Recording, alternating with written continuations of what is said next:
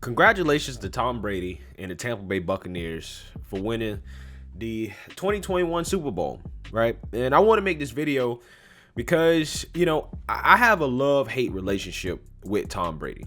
Growing up, I hated Tom Brady. I really, really hated Tom Brady. And the reason why is because I'm a Panthers fan. And as a Panthers fan, we lost the 03-04 Super Bowl to the Patriots. And that really made me upset. Ever since then, I hated Bill Belichick. I hated the Patriots. I hated Tom Brady. But as I started to get older, right, to become more mature and more removed from that, harrowing experience of losing a Super Bowl that I thought we should have won, I really came to respect Tom Brady, Bill Belichick, the Patriots organization. Even though Tom Brady's not with the Patriots anymore, I'm throwing the Patriots in there because it all kind of mixes in together. But I really became to respect those guys. And the reason why is because when I started to read more about Tom Brady, his life story, where he came from, how he grew up, the Patriot way, Bill Belichick, how they carry themselves, it really started to make me appreciate hard work, right? Working hard, putting in the work, and being a professional, right? Going out there, doing the right things, and not worrying about what the naysayers are saying, not worrying about what the haters are saying, just work, okay? Tom Brady is a story of a guy who, for all intents and purposes, should have only been in the league 2 or 3 years, right? On average, he was a 6th-round pick.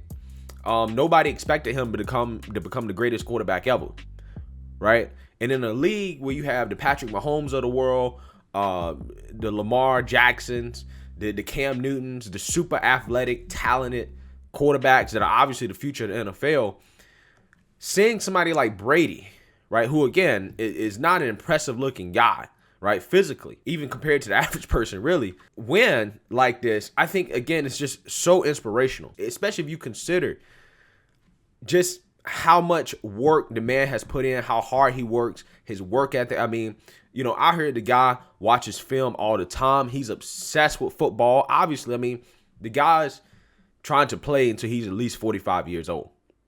Okay? And him winning his 7th ring, I think, in my opinion, really, really, really defines his legacy and solidifies him as probably the greatest athlete to ever play in a team sport, period.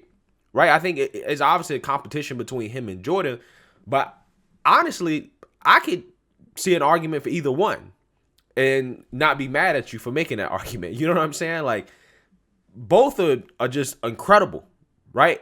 And what they have in common is that they were obsessed with their craft. They were obsessed with their game. All they cared about was putting in the work and doing what they got to do, carrying themselves the right way, and success followed, right? And especially somebody like Tom Brady, who, again, Jordan is an elite genetic athlete, right? Tom Brady, on the other hand, is not. He's an average, lanky looking guy. Okay. Tom Brady became a real inspiration for me, and I really started to cheer him on recently in the last few years, because he kind of demonstrated to me that even if you're mediocre, right? Even if you weren't born into the best circumstances, if you work hard, if you put in the work, the sky's the limit, right? The sky's the limit. Now, obviously, you need some luck, right? You need some goodwill. You need some things to go your way. But Tom, Bill Belichick's also with this as well, too. But they just exemplified what it means to really put in the work, okay? And I'm really happy to see Tom Brady win his 7th ring. And I don't understand how anybody can hate this man so much if you consider his whole story. But for some reason, obviously, you're going to have the haters, okay? Just because the man is friends with Trump and, people tend to hate winners. You're going to have blue check marks like Eliza Orleans, right? I don't know who she is. She was just a blue check mark who tweeted this, who said, watching the Super Bowl and seeing so many people in one place is making my heart race. This feels unsafe. These same people criticize Brady for not wearing a mask coming into the Super Bowl, right? He arrived. He wasn't wearing a mask. He was doing his thing, right? These same people, right, feel that, oh, man, 25,000 people at the Super Bowl, that's unsafe. Even though all those people were probably socially distanced, they were probably required to wear a mask. These same people criticizing this, right? Super Bowl happened to be in a state like Florida, right? That's actually allowing people to live their lives, right? To have fun, to do their thing. Okay, you got the blue check marks criticizing that. Criticizing people who just want to live their lives, right? Criticizing Brady, who has just been living his life. She goes on and says, and I guess I'm rooting for the team with the racist name over the team with the Trump-loving quarterback in a sport that hasn't apologized to Colin Kaepernick. And this tweet right here, guys, defines a loser, right? These is why the blue check marks are losers, right? They're losers at life, okay? And she's sitting here talking about she's rooting for a team with a racist name, the Chiefs. Apparently, the Chiefs are a racist name over a team with the Trump-loving quarterback. She's talking about Tom Brady, criticizing Brady because he loves or because he's friends with Trump. And then she has to throw Colin Kaepernick in there, the ultimate victim. These people are losers, guys. These people, have miserable lives, and they spend all of their time thinking about victimhood, social justice, things of that nature, and not thinking about putting in the work, working hard, getting their own. Okay? Somebody like Tom Brady, as somebody that hated him, I realized I can no longer hate the man because I just respect the greatness. During a time like this, I feel like even as the biggest haters in the world, even if you're a blue check mark hater, why is it that you just can't respect what we're saying right now in the history of the moment? That's how much hate some of these people have in their hearts for no real good reason.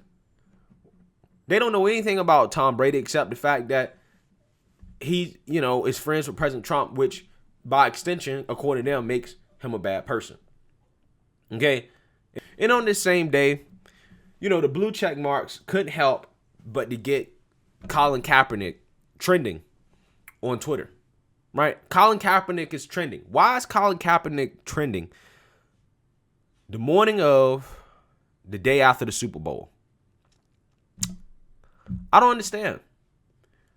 Somebody like Tom Brady, whose story and work ethic people should really appreciate and really think about, right? And be used as an underdog story, right? When people want to talk about the race narrative essentially to them is an underdog story. They're saying they're disadvantaged and they can't get ahead in society because of that. Well, you would think that a story like Tom Brady's, who's essentially an underdog story, would be something that they would resonate with and appreciate. But instead, they don't. What they actually appreciate is the Colin Kaepernick story. The story of perpetual victimhood. Victimhood that has been capitalized off of by woke companies like Nike. Okay?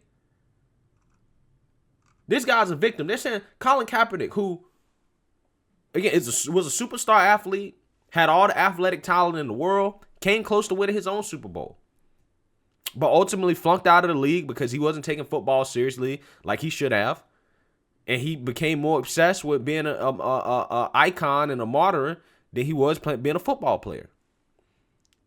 Right? And he's lived his life making millions of dollars off victimhood, and they want to continue to prop up this victim?